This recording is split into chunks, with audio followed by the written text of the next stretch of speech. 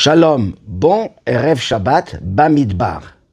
Le premier livre qui commence par la paracha Bamidbar. Nos sages disent que cette paracha est toujours liée et lue le Shabbat qui précède la fête de Shavuot. Et Shavuot, c'est Dieu, jeudi soir, vendredi, Shabbat. Et à Shavuot, nous lisons les 10 commandements. Ce qui est extrêmement important, de venir écouter la lecture des 10 commandements le vendredi matin, dans toutes les synagogues, ou même plus tard dans les Beth Chabad, pour lire une lecture, et particulièrement pour les enfants, où des lectures sont faites pour que les enfants viennent avec les parents écouter la lecture des 10 commandements.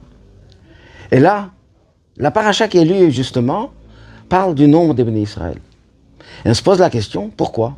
Pourquoi on a fait cette paracha soit lue avant Shavuot, le don de la Torah ?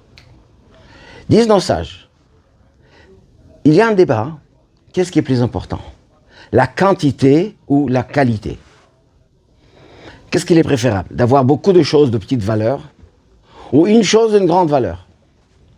On raconte qu'un père qui voulait montrer à ses enfants l'unité, avant de quitter ce monde, il les réunit et il amène 10 bâtons, il avait 10 enfants, 10 bâtons attachés ensemble, en un bloc, et il leur demande de les casser.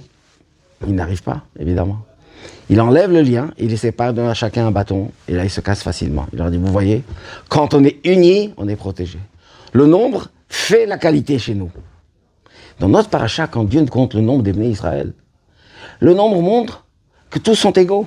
Parce que dans le nombre, dans le recensement, c'est pas la qualité de la personne, c'est ses qualités intellectuelles, émotionnelles, ses connaissances, son rang social, tout ça n'a aucune importance. Il est un, Moshe Rabbeinu n'est pas plus qu'un, un simple juif pas moins qu'un. Mais quand on est réunis ensemble, comme le minyan, 10 personnes seules, c'est une chose. Quand on est réunis, on peut faire la tfila avec minyan, c'est-à-dire le quorum est atteint, et on peut faire beaucoup de choses qu'on ne peut pas faire si on n'est pas 10. La mila, plusieurs choses. Même pour le don de la Torah, disent nos sages, que s'il y avait les 600 000, et le nombre qui est donné, le détail, manquait un seul, la Torah n'aurait pas été donnée.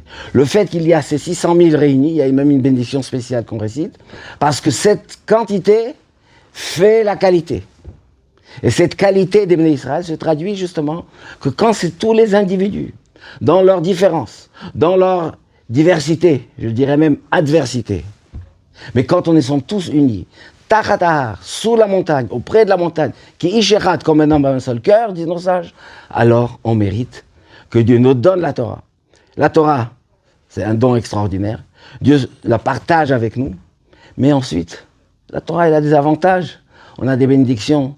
On a tous les biens, comme dit dans les textes, que Dieu nous donne grâce à la Torah, c'est-à-dire quoi ? La vie de la Torah. L'étudier, la pratiquer, faire les mitzvot.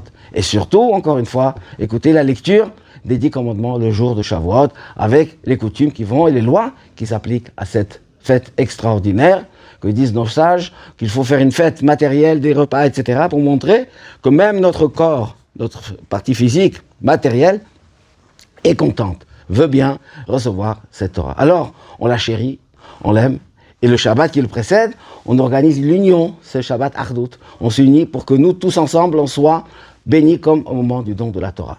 Et quand cette union se fait, chacun sa place, ça nous faut non seulement le nombre, mais c'est notre quantité, notre force que Dieu nous donne et qui nous envoie des miracles extraordinaires.